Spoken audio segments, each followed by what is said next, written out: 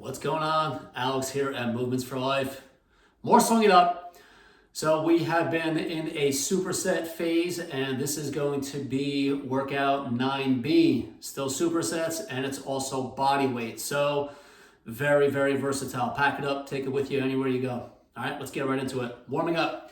We have one of my favorites, the runner stretch. All variations of it are all good because we have a lot of front leg hip and back leg hip at the same time.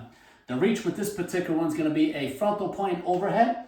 Translation, what that means is you got one arm overhead and you're going to wave it up in the air like you just don't care. So you're going to go side to side with your arm. Your hip is going to counter, so there is a really nice effective hip shift. And what that's going to do is that's just going to dissipate that hip, that stretch along, again, both front and back hips. So it's just going to kind of take it towards that groin a little bit more and towards that outer hip as you shift out to the side. So just go for, 10 waves and then switch it up. All right, so whichever leg is in front, that same arm is overhead. That's going to give you the greatest amount of stability. It can be done with the opposite arm. However, it's going to be a lot more unstable, not as effective because you are going to be working so hard to not fall on your face. All right, so same arm, same leg in front, or opposite arm down, however you want to think of it. All right, from there, let's go prone into a core. This is a prone knee tap, so this is a hybrid to a climber. So instead of just reaching the knee forward and up, you're actually reaching it forward and down. So you're gonna be tapping your knee to the ground.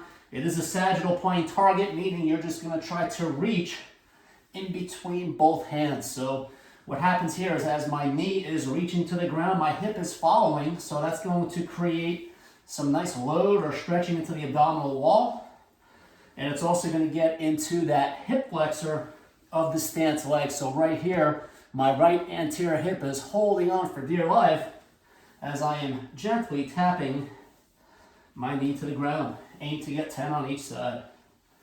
And then we're just gonna hammer it out. Morsel time. All right. We have energy systems. We have a single leg variation, and then we have some foot and ankle stuff. So this is a single leg jumping jack. So you're just gonna be hopping straight up and down. If you find yourself kind of moving on the floor, totally okay. Just try to stay on a single leg as much as you can to really challenge your proprioception or your balance.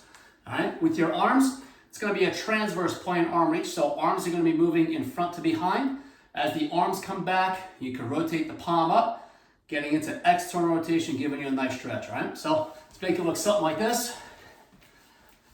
Go for 10 each side.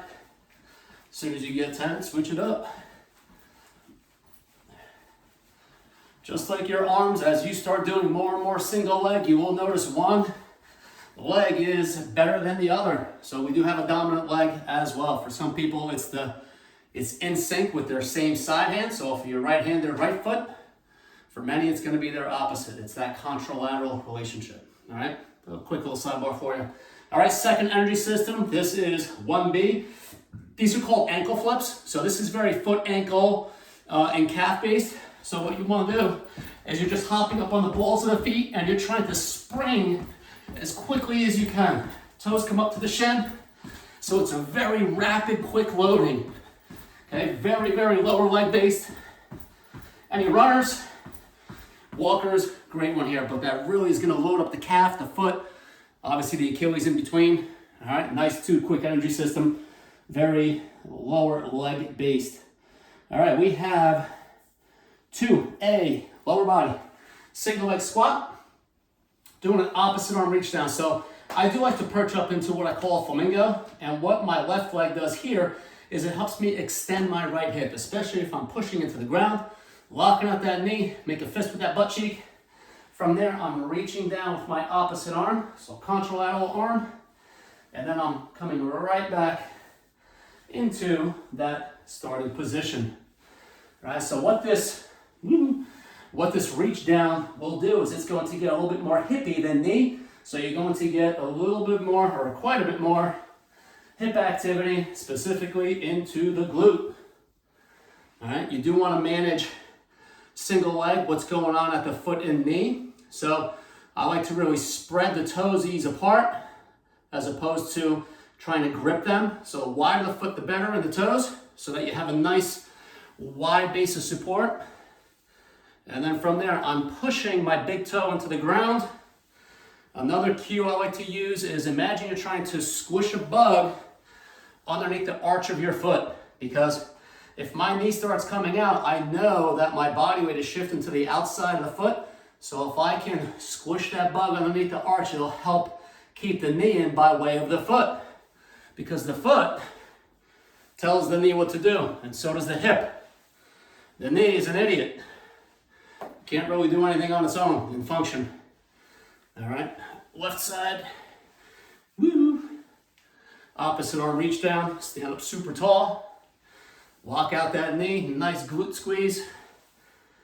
Notice my upper body rotation here, so a little contralateral rotation, just to help dissipate all those forces throughout the entire chain, the entire body. Woo! All right, single leg. This is 2B, lower body.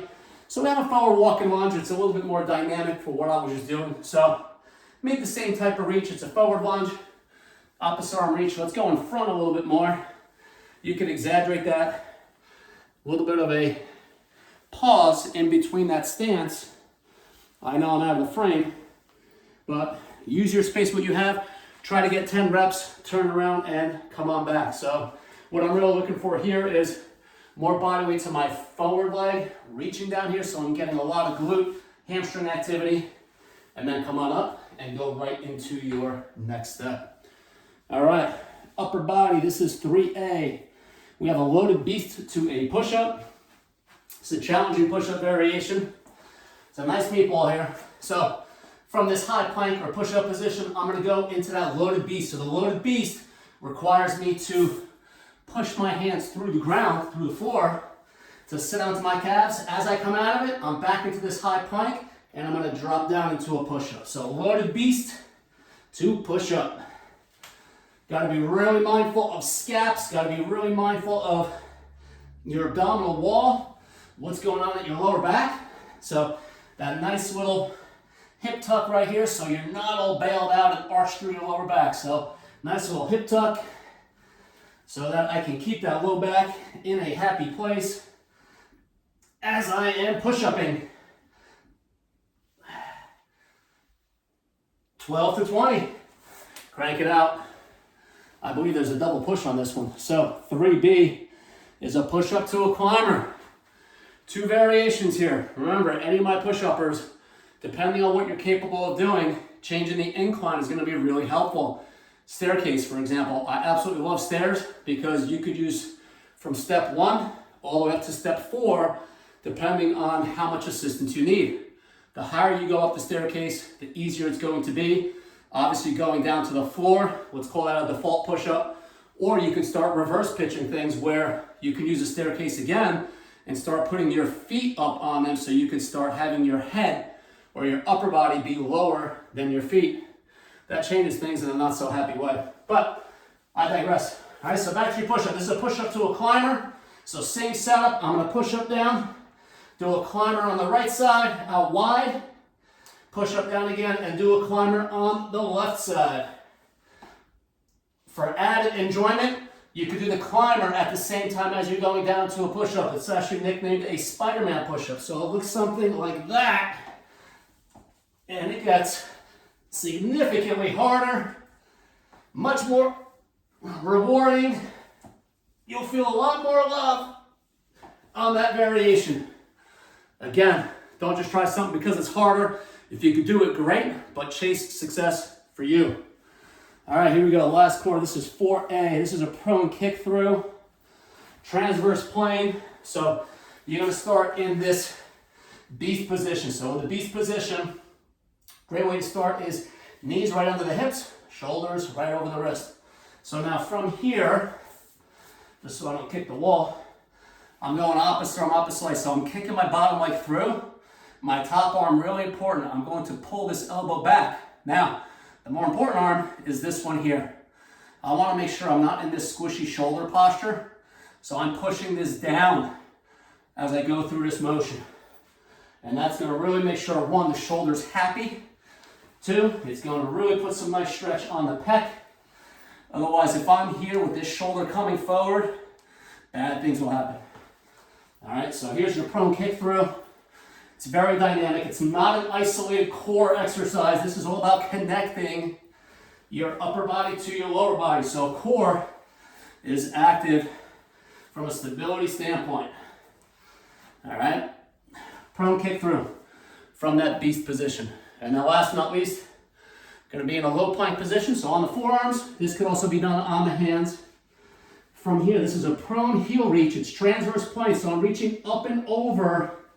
What I like to use as a target for this one is imagine my heels coming up and over, and I'm trying to reach for the wall.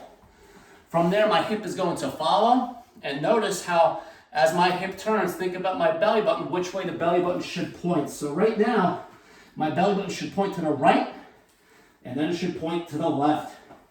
So I'm really, really reaching with the leg, straight leg, up and over. From there, let the hip follow.